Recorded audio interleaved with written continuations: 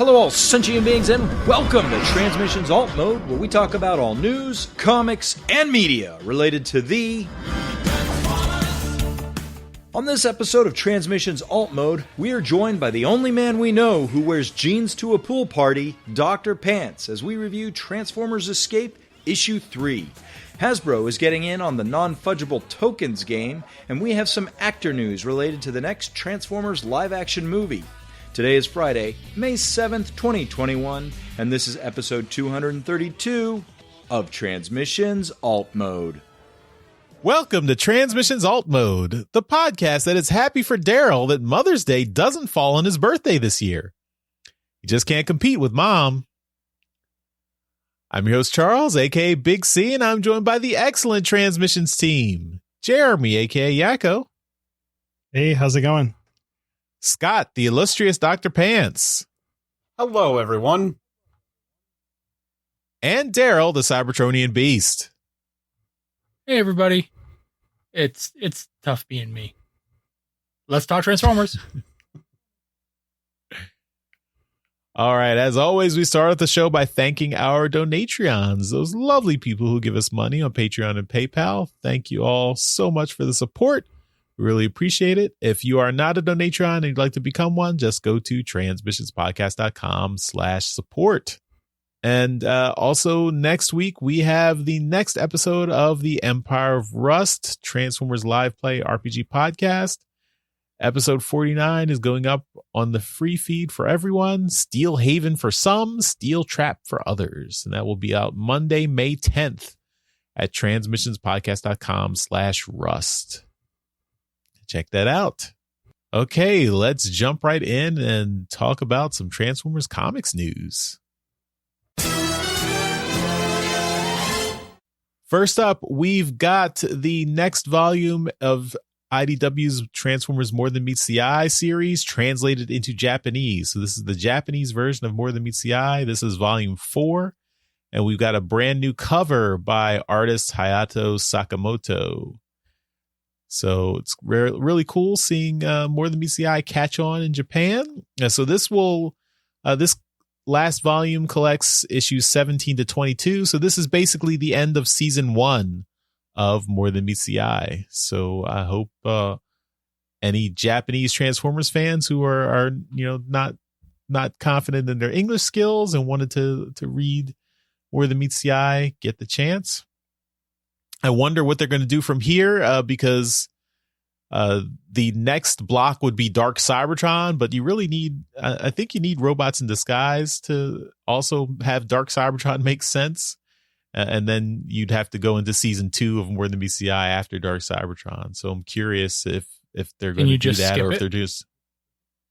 Well, I mean, things you've got a pretty big jump in. Well, just make a Scramble City equivalent comic. I mean, because season 2 of More Than Meets the Eye starts off. You've got Megatron as co-captain, so that would be a huge question mark as to why Megatron is suddenly on the ship. If you haven't read Dark Cybertron, so that would be. I mean, I guess you could still do it. I mean, I guess the TF Wiki exists, I guess, but yeah, I mean, I'm glad for all our Japanese Transformers fans who are happy to have this series translated. I would love a print of that cover. That's a gorgeous cover. Sakamoto's a fantastic artist. Yeah. Yep. All right. Next, we've got covers for the upcoming More Than Meets the Eye, or My Little Pony Transformers crossover, the second series in that crossover. So issue 2. We've got one of the covers for issue 2, and this is by actually both covers for issue 2 is by Beth McGuire Smith and Adam Bryce Thomas. So you can take a look at 2 of the covers there. And then we've also got one of the retailer incentive covers for issue 1. This was done by Anna Malkova, and she shows some of her initial sketches before producing that cover. So you can take a look at that. And the last bit of comics news, which is kind of came out of nowhere. Maybe Jeremy, you can take this one. Yeah. I'm sure a bunch of other people got this too. I got an email from IDW on April 30th saying that their online comics provider Madefire suddenly shut down. So I dug into it a little bit more, and it's like the company went into like bankruptcy at the beginning of April, but announced that they were shutting down to the surprise of IDW, Archie Comics, a number of other publishers that used them for like their individual company apps. And like IDW has like their IDW app, Transformers app, a TMNT app. You know, they have a bunch of different apps for the various brands. And all of that is gone. Well, I mean, I guess you can still log in as of right now, but they were like, you need to download your stuff and like log in and sync your stuff with the cloud. And they're going to have a new app sometime in May. It's not out as of recording time for this episode, but their new app is being developed by Inky Pen, who we talked about like a couple years ago, whenever they came out, because they were the company that brought digital comics to the Switch. So that company is now making the new IDW app, which is coming soon.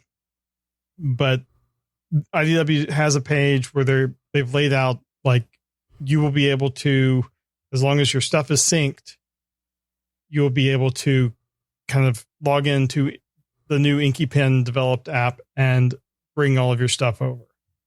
So we'll see how that works. If you don't remember Madefire, maybe if you remember at the way back when Autocracy was coming out and motion comics were kind of the new cool thing, they did the Autocracy series as a motion comic, and it was okay. I mean, nothing like, it's not really my thing, but that was Madefire's kind of gimmick, is they could do motion comics. And for me, my opinion and my recommendation to everyone, regardless, if you're going to get into digital comics, use Comixology. They're owned by Amazon, so they're not going to go out of business. And it's reliable. And for some publishers, if they choose to, and IDW is one, you can get DRM-free backup copies of anything that you purchase. So you can go in, and I mean, it's tedious because you have to do it one at a time, but you can go in and get a DRM-free version of any IDW book that you've purchased.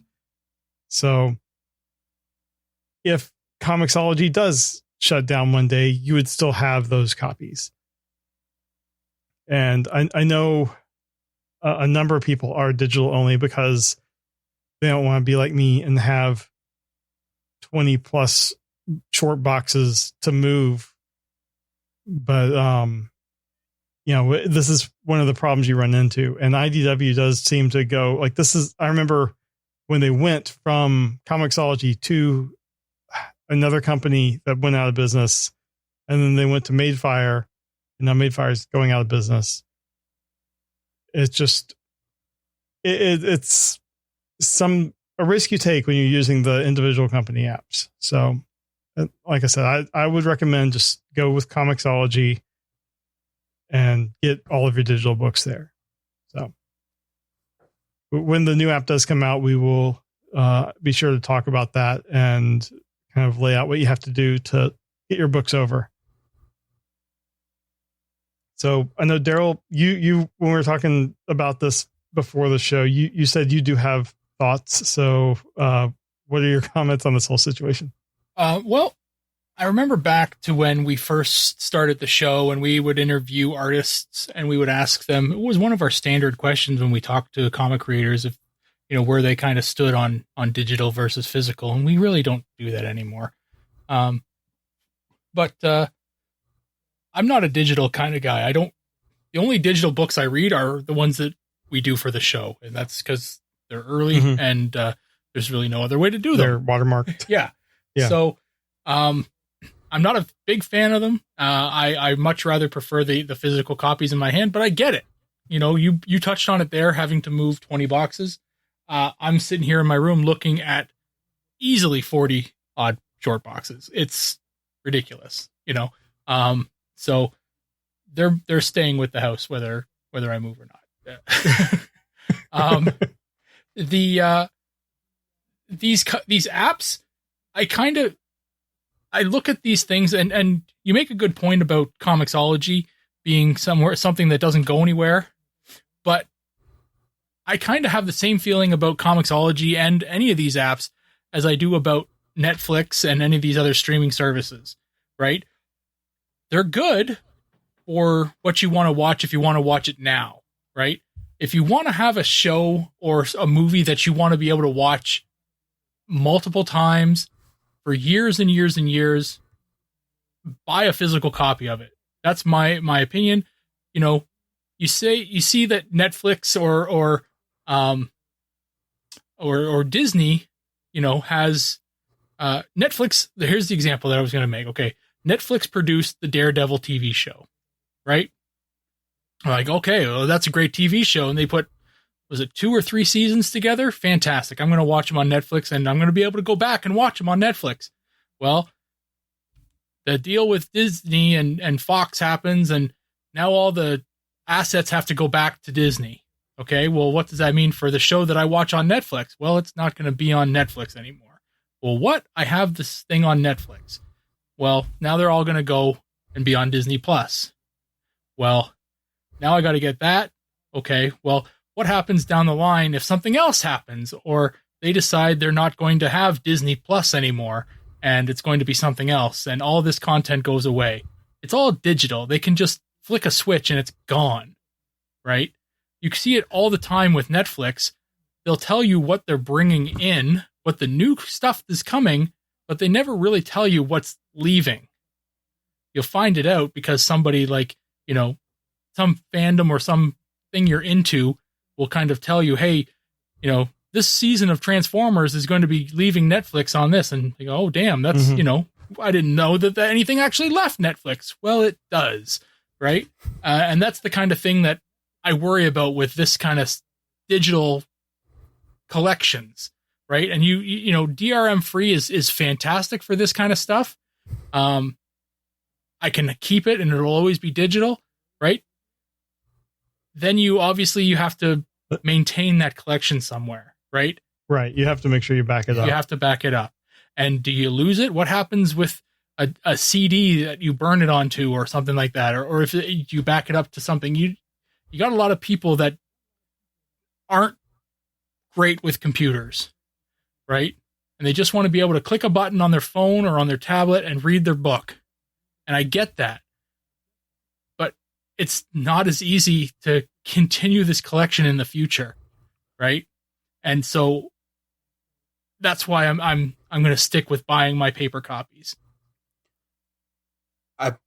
I'll add on to that really quick because I got into a discussion with somebody about this with digital and video games, and it applies to this too. Even when it's not streaming services, any digital thing you buy, at some point, they could just take it off the store. And if you don't have it downloaded, even though you paid money specifically for that item, you can't access it anymore, and it's gone. So when it comes to if it's something you want to hang on to, like, make sure that you either buy it physically or you make a backup of it. Because there's plenty of times that people out there have bought a video game off of the Xbox Marketplace or PSN store, and they delete it because they need space on their hard drive, and then it gets taken off the store, and they spent money and it's gone, and they'll never get it back. So, just something to keep in mind with that. Yeah, I look at digital video games the exact same way, right? I enjoy being able to buy my video game, play it, and then when I'm done with it, sell it to a store like an EB Games or a game cycle or whatever the hell they want to call themselves these days and say, this is my game. I'm going to sell it to you. You're going to give me 50 cents for it. And then I'm going to put that 50 cents into, this $80 game that I want to buy next. Right. Right. But it's still whatever they give you, it's still more than the nothing that you would get by not being able to sell the digital copy. But at the same time, it's always nice to have digital as a thing there in case you can't get a hold of what you're trying to get. Because if you can't get a hold of the comic you want, there's at least a digital option to get it. It's true. Yeah, you're right. You're right. It's nice to have both. It's nice to have both options.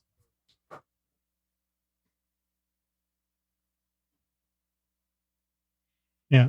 Charles, do you have any thoughts? Yeah, I mean, I generally agree with what you guys are saying. I mean, I see digital comics as a convenience where if it's something that I'm not really, that I'm not collecting, but I just want to read the story, I'm interested in the story, and I think it's a nice way to get, to try out other comics and comics you're not really, you don't have a huge vested interest in. Also, I mean, take advantage of sales and price reductions, because usually they will heavily discount digital comics compared to the physical comics, even the collected editions, with trade paperbacks and compendiums. You can get a sizable amount for not a lot of money. But yeah, I mean, definitely make sure even with Comixology, I mean, I think just Marvel and DC are the holdouts that don't let you do the DRM free backup copies. But you should check for the comics that you're buying and make sure that they do give you that DRM free copy, because then you can get a download and archive it wherever. I mean, there's a larger rant about the digital products and ownership and why we as customers only have licenses to things and don't actually own anything anymore. So, but I think we won't get into that here. But that's that goes for like all digital media, video games, movies, TV shows, audio, books, audiobooks, comics, all these things. They kind of have us over a barrel as customers compared to the companies, but yeah. So anyway, we'll have news when IDW has their new app out and talk about that. Mm-hmm. But if you were using the apps, it really it sucks. Yeah. But yeah, I mean, I guess from the comic company perspective, they want a larger share of the revenue when people buy the digital comics. I imagine Amazon / Comixology takes a sizable chunk for, as their size, as their finder's fee. So that's why they are always pushing their own apps to buy through their storefront. But yeah, that's the risk is what happens to Madefire, for example. All right, well, that's all our comics news, so we will move on to our comic review.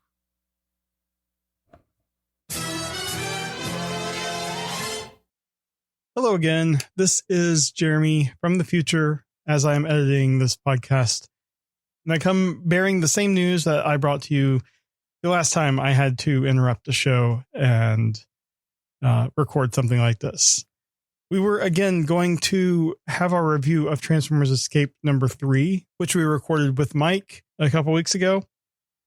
This time we had planned on just playing it and then letting Dr. Pants give it his perspective on the book.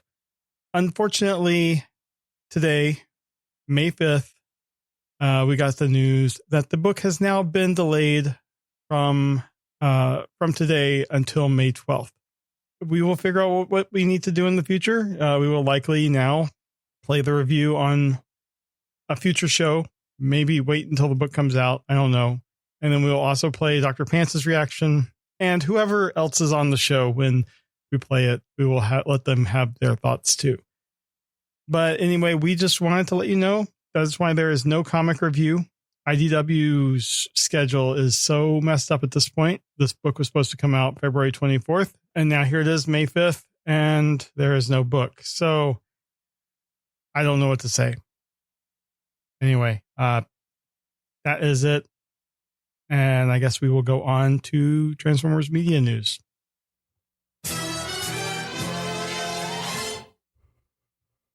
All right, in media news this week, we've got ourselves a couple things. Now, I'm going to save this first one till the end because it's a little heavy as well.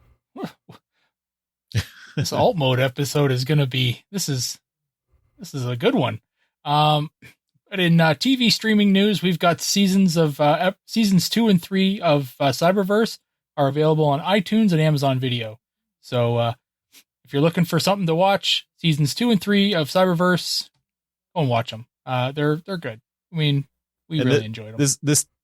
This ties into our digital discussion because Hasbro was putting all these episodes up on YouTube. Now they're all gone from YouTube and they're being sold on iTunes and Amazon Video.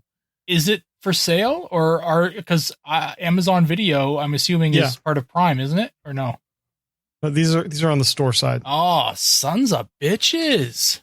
Wait, so they're off YouTube? So the only way to watch them now is to pay for them. Crap, I didn't finish the series. Well, I think actually season 1 and season 2 are on Netflix, I believe. But season 3 is not on Netflix at the moment. Okay. I can help you out. I know a pirate. That sounds good. And in continuing with our trickle of movie news, Dominique Fishback has landed the leading role in Transformers 7. We talked about her, I think it was a couple weeks back now, and how she was being looked at for the role, and now it looks like she has landed it. So this is got a tentative release date of June 24th, 2022. So summer blockbuster slot. And there's not a whole lot else to go on here, but she is a lead in that new Transformers movie. One just interesting tidbit from this same article the TFW 2005 guys pointed this out is that apparently Lorenzo de Bonaventura's production company is no longer working on Transformers movies. Oh, fantastic. That's big news. That is. Yeah, Skydance is executive producing. Yeah. Skydance. Who's behind that? Shit. I know that one. That's Walking Dead guy, right? Is it? No, that's Skybound, isn't it? Isn't that Skybound? Yeah. Oh. I don't know what Skydance is. Skydance is David Ellison. I don't know who that is. Oh. Yeah, I was thinking of Skybound. Oh, Skydance is behind the new Without Remorse with Michael B. Jordan. It just came out, okay. like this week. Yeah.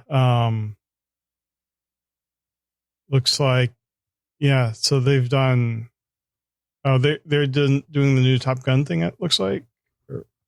Okay, cool. Yeah, Top Gun Maverick, whenever that comes out. Cool. Last summer. Yeah. It should have been out last summer. Right on. All right. Well, that's good. I had enough of Lorenzo de Bonaventura. Yeah. All right. Now it's time to dig into this meaty topic that we had here. This is it says Hasbro to generate NFTs based on Transformers and G.I. Joe properties. So this was the title. And it was quickly kind of debunked by Ant over at tfu.info. They're not generating them. They're looking into it. So we all know what NFTs are, right? I really don't have to go into that.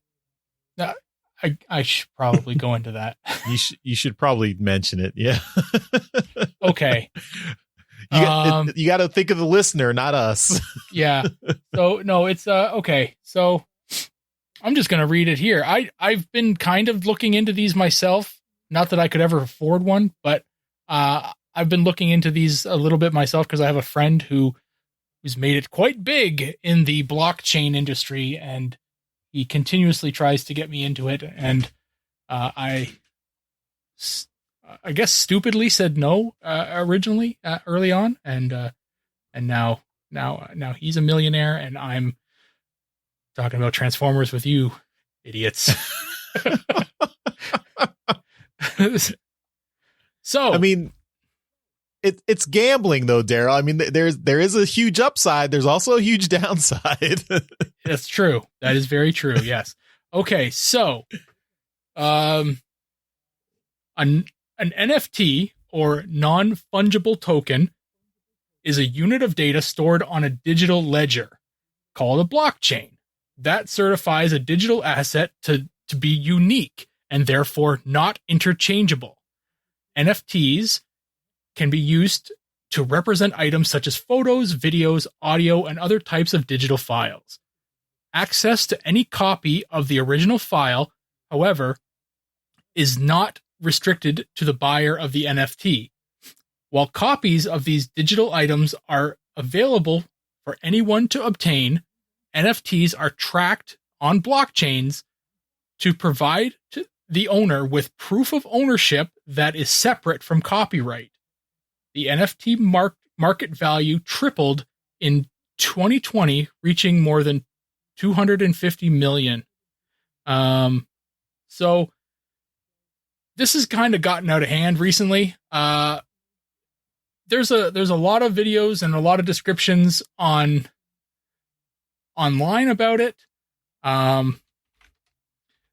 NFTs, it's a lot of people will try and tell you about, like, so a non-fungible token, it didn't really describe it in there. It's a non-fungible token is something that cannot be broken up.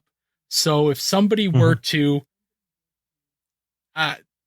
take a picture of you and sell you that picture, you can't sell pieces of that picture for fractions of its original value. Right? But if you had something that's a fungible token, is something like a Bitcoin, where you can actually sell fractions of that Bitcoin. I think that's good. We don't have to go any further. Yeah. In terms of kind of what Hasbro might have been doing, if you look at an NFT as say you go to a convention and you get a comic creator to sign a book, and you have the witness there from what's the slabbing company? EGC? Yeah, CGC. And then they take it and they slab it.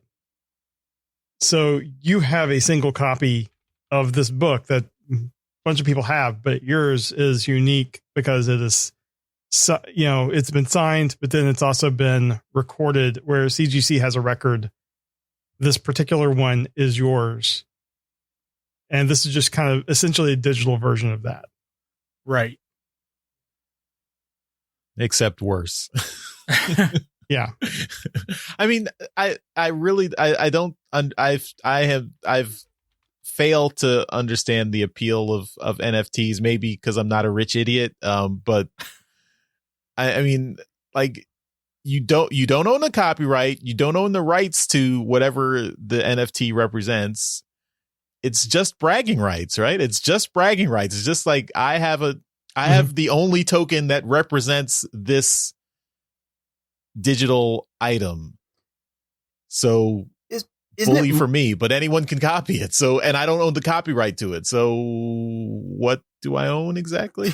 Isn't it more like owning like a piece of artwork, where if you have the original, it's like you have the original and you could brag about it, but anybody could get like a print of that artwork and still be able to hang up that artwork and admire it and everything, but it's just not the original? Sure, but it's worse than that because you don't even have the original. This is true, but you have the only one that's, I guess, worth money? Is that what it's saying? But why is it worth money? Because okay, other that I rich don't know. idiots. Because you could sell it. Because you could sell it to other rich idiots. That's the Well, only reason. And again, that's the same way like the art like market kind of works, where people will pay absorbent amounts of money for a piece of art just because somebody famous made it.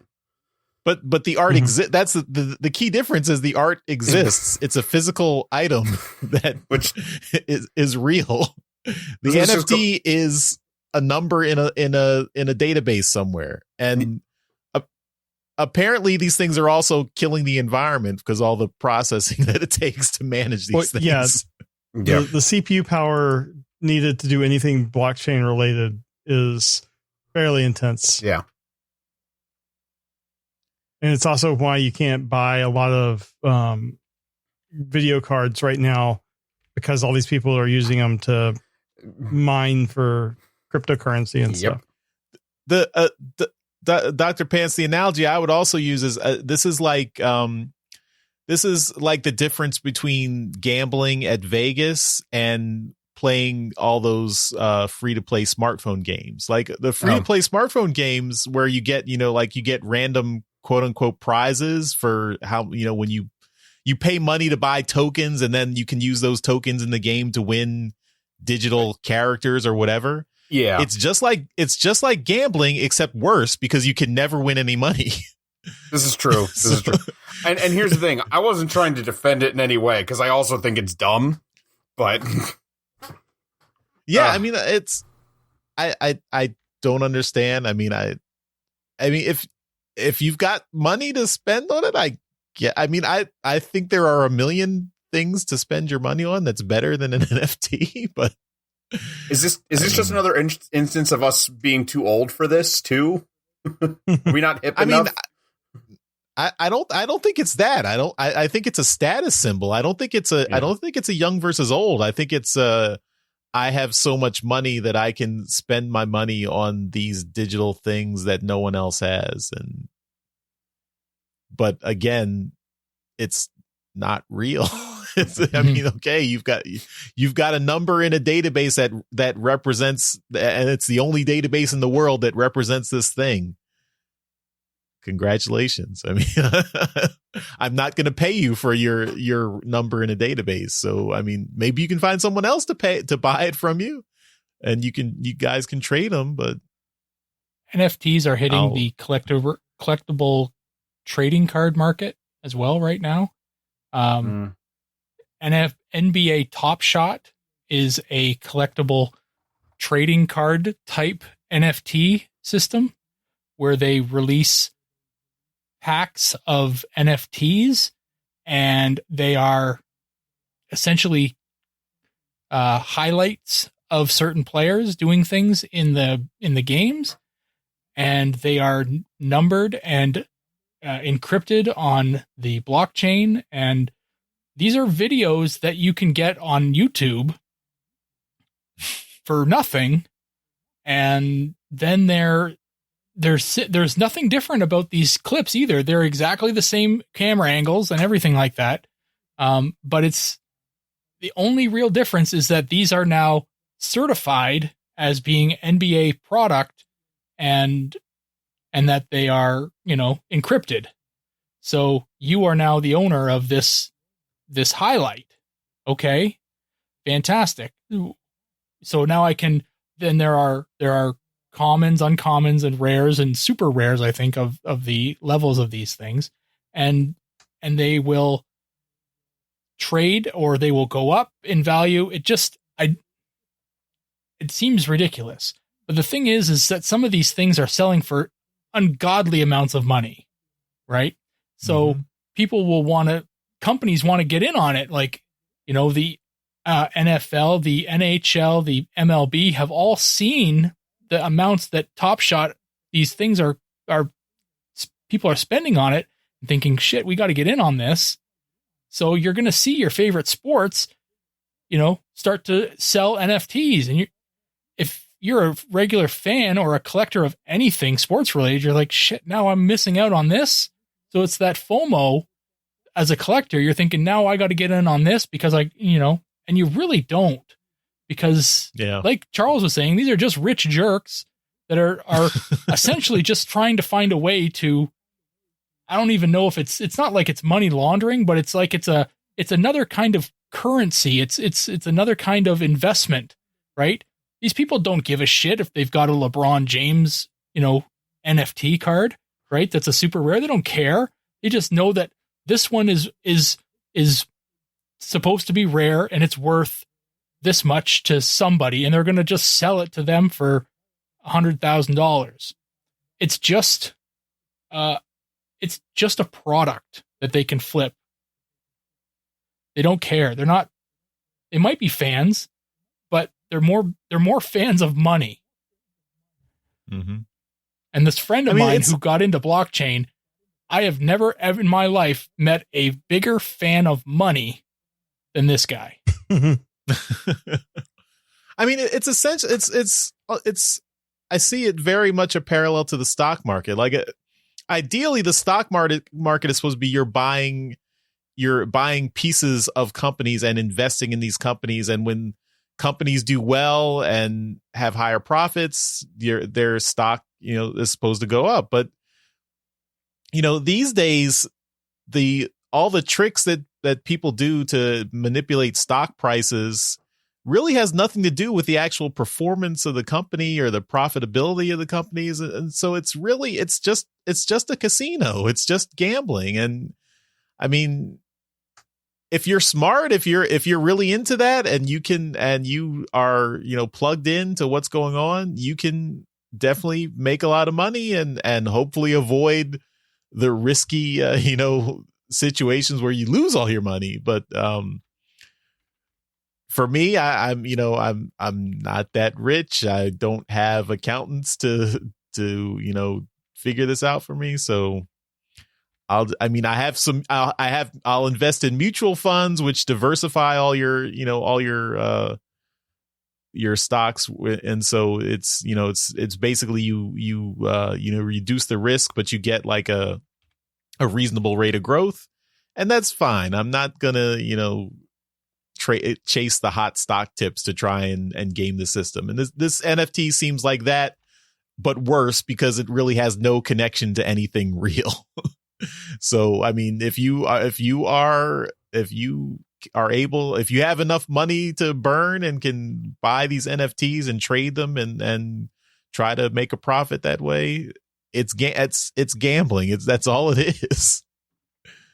What we're seeing right now is there's a lot of artists who are getting in on it because their art can be worth money if it's digital now, right? This was a story about a month ago, and we never really covered it because it wasn't really Transformers related. The only thing that was kind of related was the fact that it was an artist that had worked on Transformers. But Jose Delbo, I think, sold an NFT for, I think it was $200,000. So it made national news, and you could probably Google the story right now, but it's, he made a sizable chunk of cash because he produced a piece of digital art. I don't know what the art looks like. I know Jose Delbo is a fairly well-respected artist. He did a lot of work in the 80s. But this is something that a lot of artists are looking at. I follow an artist by the name of Stanley Art Germ. I think it's Lee. Yeah, Lau. Sorry. How much did you say that NFT sold for? I thought it was $200,000. $2 million. $2 million. All right. Almost $2 million. He's 87 years old. Well, there you go. It was and that Wonder Woman. That Wonder Woman. Looking at the story, that Wonder Woman, that is not a $2 million art piece. But that's the thing. It doesn't matter what it looks like, right? Yeah. It doesn't matter what it looks like. So thing is DC that's the thing. Go ahead. Yeah. I was just going to say, whoever bought DC,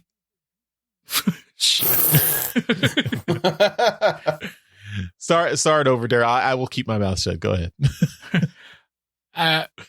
DC put out a NDA saying that their characters were not to be used in NFTs. Right?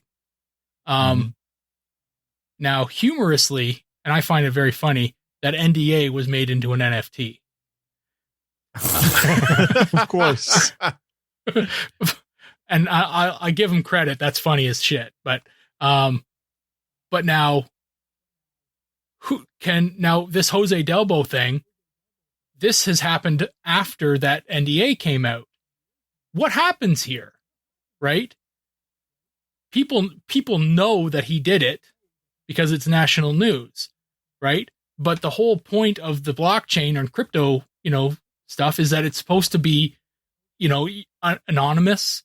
It's supposed to be untraceable. So if nobody knew that it was Jose Delbo that did this thing, could DC sue Jose Delbo for using their Wonder Woman character in a piece of art, right? That's the question. What's the legal repercussions of this? What can happen, right? What's stopping me from taking a photograph of a Transformer in my collection and turning that into an NFT? Nothing is stopping me from doing that, right? Hasbro would be pissed, right? Well, didn't we just say that the NFT does not confer any copyright information? So really, it's not infringing on copyright. So it's not. Why not? Say you go to a convention and you ask an artist to draw you an Optimus Prime. I mean, that's also unlicensed, right? It's true. Well, what just happened at the Oscars with Chadwick Boseman? I don't know. I don't watch the show. Well, it was news because it was they commissioned somebody to make an NFT of Chadwick Boseman's head. Very poor taste, if you ask me. But what? And they put it in the gift bags of everybody that was nominated or something like that. I don't like that. I don't like that at all. Yeah. So these things are worth a fortune right now, right? But it's now they've turned Chadwick Boseman's likeness into a commodity, right? Why? Like anything can be an NFT. That's the whole point of it. But it's ridiculous.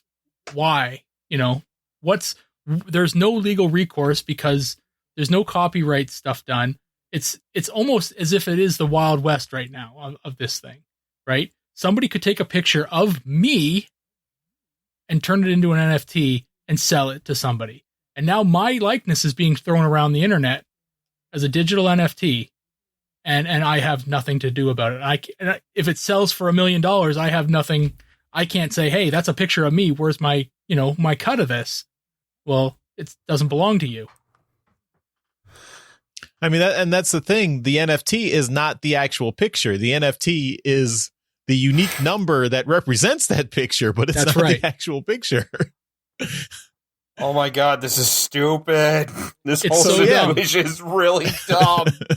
It's so Oh my ridiculous. Yeah, it's so ridiculous. And the further you dig down this rabbit hole, the more your head explodes. It's so ridiculous. And what was it? There's a guy who was running one of these NFT companies, and his motto is, what is it? If you don't have time to understand what these NFTs are, something along these lines. If you don't have time to understand what this is, I don't have time to explain it to you. And I'm like, that doesn't make any sense. If I'm confused and you want more people to buy into this, you should be explaining it to everybody. Mm-hmm. That sounds a lot like this is the difference between a religion and a cult. And a religion, they'll explain the entire religion to you, and you're free to either subscribe to their beliefs or say no thank you. In a cult, they say just come in and don't worry about it and just do what we tell you. Mm-hmm. All will be explained and revealed later. Mm-hmm. The leader is good. The leader is great. We surrender our will. No, leader. As of this date. No, leader. Yeah. So anyway, I don't I wouldn't put it past Hasbro to dip their toe into the pool of NFTs, but it's ridiculous. These things are absolutely ridiculous. Does the Transformers fandom have, people in it that would buy into this? Of course it does. It's got lots of people that would do this, right? They just sold a $700 Optimus Prime in 10 minutes. They sold out of it, right? They've got people spending $2,000 on a Unicron that they could have bought for $600 2 years earlier, right? Yes, there's a lot of rich idiots in the Transformers fandom. I wish I was a rich idiot. I would probably be buying a lot of these. I mean, the sad thing is sometimes they're not that rich, but they still spend the money. There you go. That's true. When you're spending your rent money and your food money on the NFT, that's a bad situation. Yeah. But to anyone out there who's actually curious about what the hell this is, there are a bunch of different videos out there on what an NFT is. People try to explain it really well. Try to get it, and try as best you can is to get an unbiased opinion, because there's a lot of people out there that are like, they fully drank the Kool-Aid on what these NFTs are, and they're gonna paint the picture of it being really good and really easy to get into, and it's you're gonna be a millionaire if you get into these things. And then there's gonna be the people that are gonna shit on it, like that we just did. So if you're gonna want an unbiased opinion, try and find those. And they are out there, but just they're gonna be a little bit more informative about the ins and outs. And there's a lot of digital stuff that you got to know. It's not as easy as just calling up your accountant or your money guy and saying, "Hey, buy me 100 shares of Microsoft." Okay. It's not that simple. So anyway, we'll leave it at that. It's NFTs are a bit of a pain in the ass, but I think the discussion is not over when it comes to NFTs. We'll probably talk about this again. All right, and that will do it for media news, and we will move on to convention news.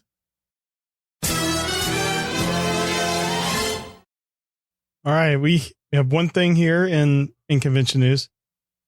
TF Nation is presenting Spotlight Tanya Gennady on May 29th. Tanya Gennady was the voice of Miko on Transformers Prime. And this is an online event that's going to be ticketed, and you will get access to this is going to be kind of a small taste of what TF Nation is normally. You'll get access to various segments, live meet and greet, depending on what your ticket is, and certain levels will even get exclusive art from Ed Perry, who is he works in comics and has done other stuff for TF Nation. So we'll have a link to the TF Nation announcement for this, and then they also do have the big broadcast of 2021 coming up as well. So nice to see that they're figuring out other ways of doing things in this still lockdown time that they have over in the UK. So I think this is going to be really cool. And I met Tanya Gennady at a BotCon like in 2011, I think, when Transformers Prime was still like on the air. So it'll be interesting to look back on it and kind of get her opinions and stuff. Now, 10 years past when the show was on. So anyway, check that out. And that is all we have for convention news. All right. And that brings us to the end of the show. As always, we end by giving a shout out to our Masterpiece Donatrons. So thank you so much to John 4X Levengood and Dinobot Maximize for continuing to support the show at our highest level. We really appreciate it, which is why we give you a shout out in every episode. And Dr. Pants, so why don't you tell everyone where they can find your stuff online? So you can find me and my friends doing the Nerdstradamus thing at nerdstradamus.com. There's links to everywhere you can find us there. Our main source of entertainment, I guess you would call it, is the Nerdstradamus YouTube channel. So just hit that up at YouTube. We mostly do video game stuff. And for anybody who's into anime or music, my co-host did a cover of the Gurren Lagann theme recently, and we did a music video for that. Even if you're not into the series itself, give it a look. It's a lot of fun. We had a lot of fun playing with drills during the music video. So check that out. And you can find us on all the social medias, and we're Nerdstradamus everywhere, except for Twitter. We're Nerdstradamus DL. But yeah, there you go. All right. And we always have merchandise available at our TeePublic store. That's at transmissionspodcast.com/shop.